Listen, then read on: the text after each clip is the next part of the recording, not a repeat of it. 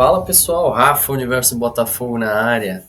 Enfim temos técnico, gente. Enfim temos técnico.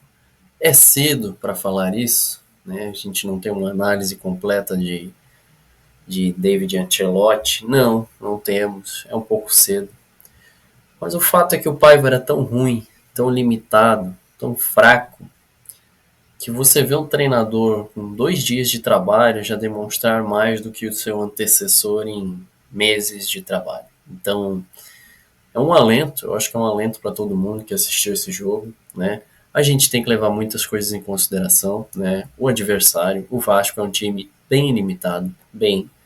É um time que, com todo respeito a todo vascaíno, se estiver assistindo esse vídeo ou algum amigo vascaíno que acompanha o canal, eu acho que é nítido sim que o Vasco é um time bem limitado, né? Com muitas deficiências. Mas eu não posso deixar de falar aqui sobre os resultados que o Vasco vinha tendo. O Vasco tem uma vitória muito boa sobre o São Paulo dentro do Morumbi, né? Vinha tendo 3 gols do São Paulo dentro do Morumbi e vinha de uma melhora, né? Com o Diniz, que é um treinador que tem suas peculiaridades, né, no sistema de jogo e tal.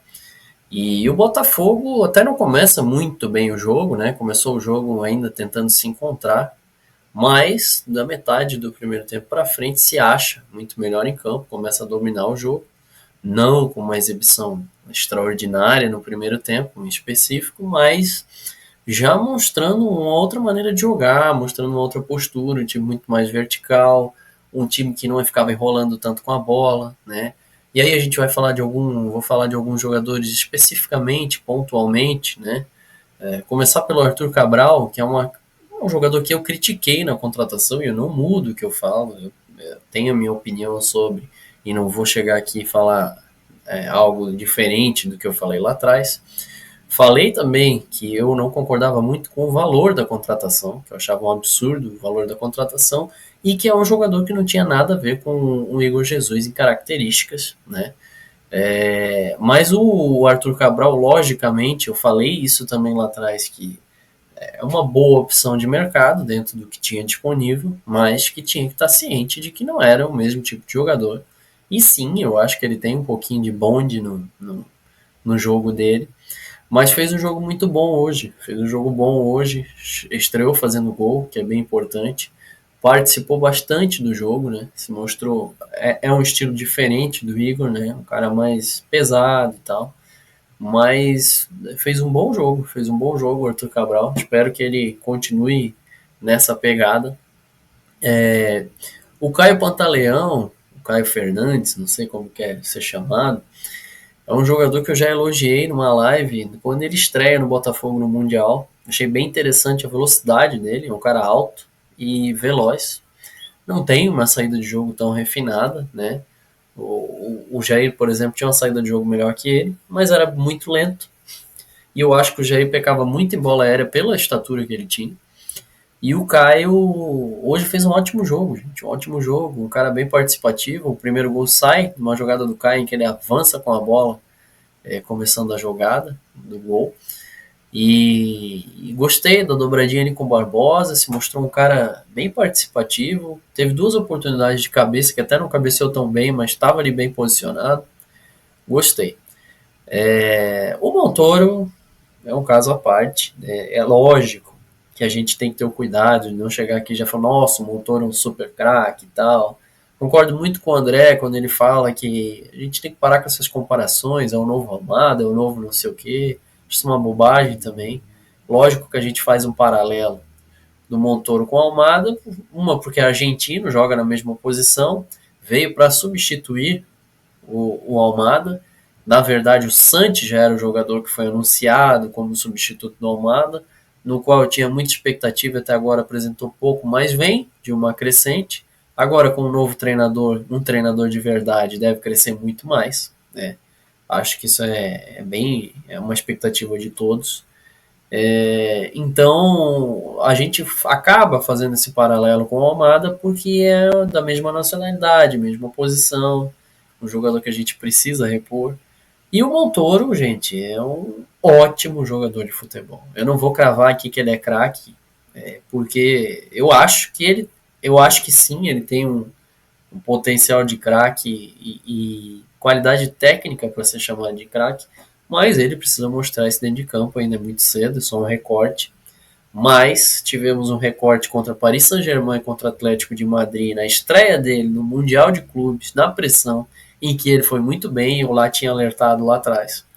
Então, quando você vê um jogador entrando com a personalidade que ele entrou contra o PSG, por exemplo, e daí faz uma rápida reflexão, você vai entender que ele vai jogar muito mais solto no Campeonato Brasileiro, jogos em casa e tal. Enfim, o moleque é bom de bola, muito bom de bola, jogou muita bola hoje, foi o dono do jogo, né?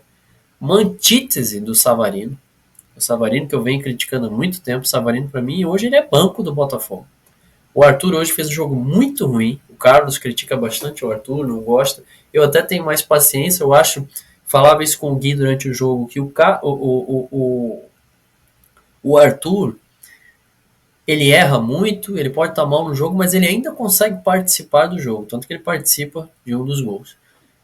O Savarino, gente, ele não consegue mais participar do jogo. Ele não consegue render em nada. Ele parece um fantasma em campo. E hoje, com o Montoro em campo, ficou muito nítido o quanto o Savarino hoje é inútil no Botafogo. Eu costumava falar que o Savarino ele serve para ser um ótimo coadjuvante, não nunca um protagonista, porque ele não tem personalidade para isso. Tanto que quando chega o Almada no Botafogo, o Savarino evolui muito o jogo dele. E aí tinha muita gente que ficava batendo na tecla, não, porque tá fora de posição, não sei o quê. E aí, gente? Hoje ele jogou na bendita posição que ele queria, sem o bendito treinador que ele ficava mandando em diretas. E ele não jogou rigorosamente nada. Muito mal fisicamente, muito mal em vários aspectos, né? Então, o Montoro, eu até postei durante o jogo que eu acho que, não sei, vai depender da sequência de montagem do elenco, mas eu acho que esse time tem uma grande tendência com o Ancelotti a jogar no 4-4-2, sem pontas, né?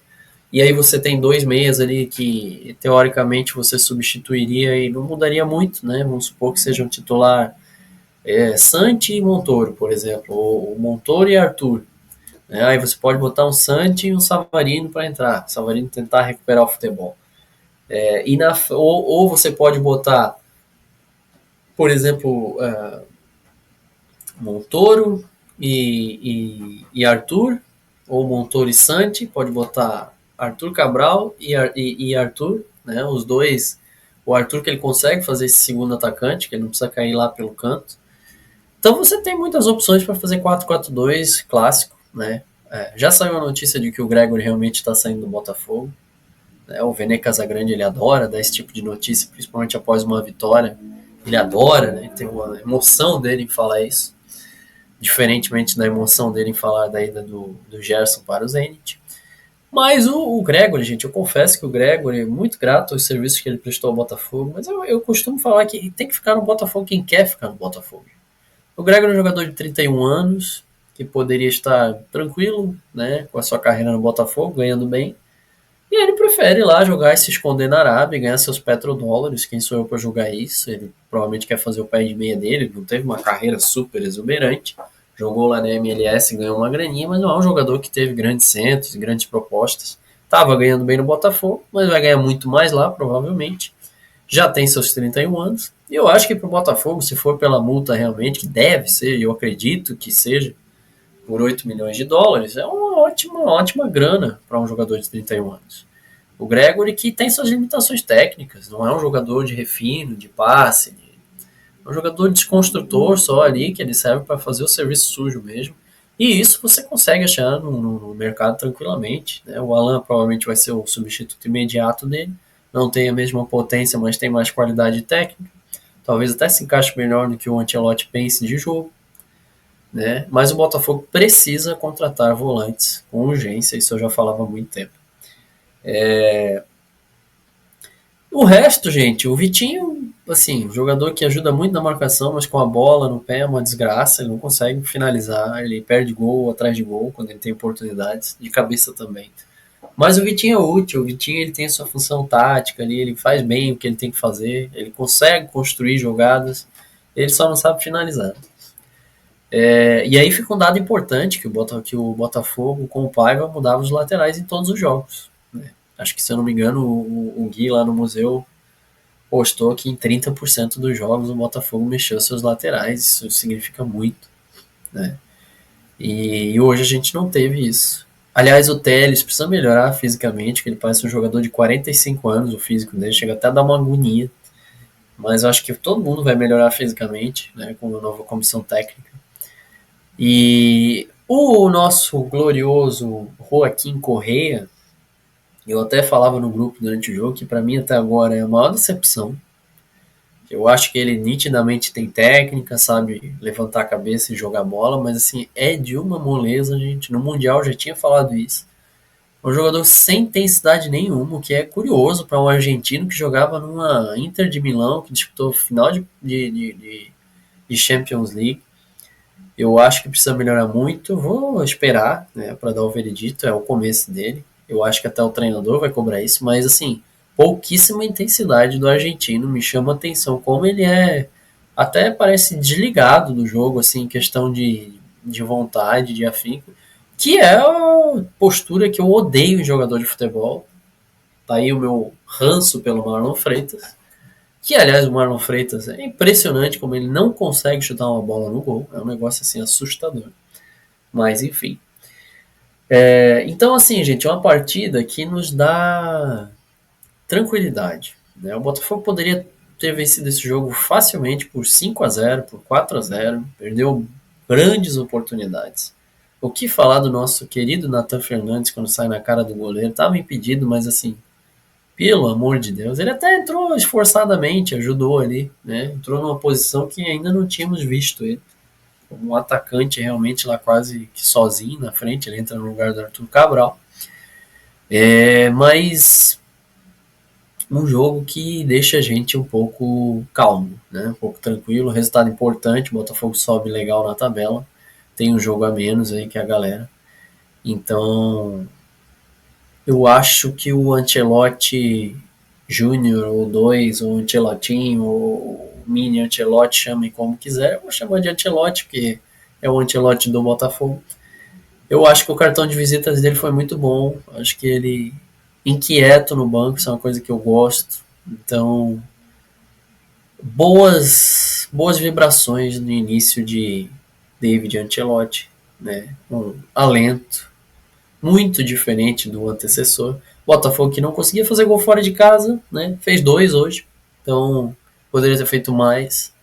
Então acho que é um alento, gente. Acho que o Botafogo agora talvez entre no caminho certo, se contratar peças certas que ainda são necessárias, mas acho que a gente saiu bem mais tranquilo desse jogo do que a gente estava na era Paiva.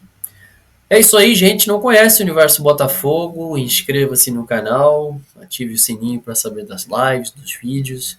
Deixe o like aí neste vídeo, se for possível, ajuda a chegar a mais gente.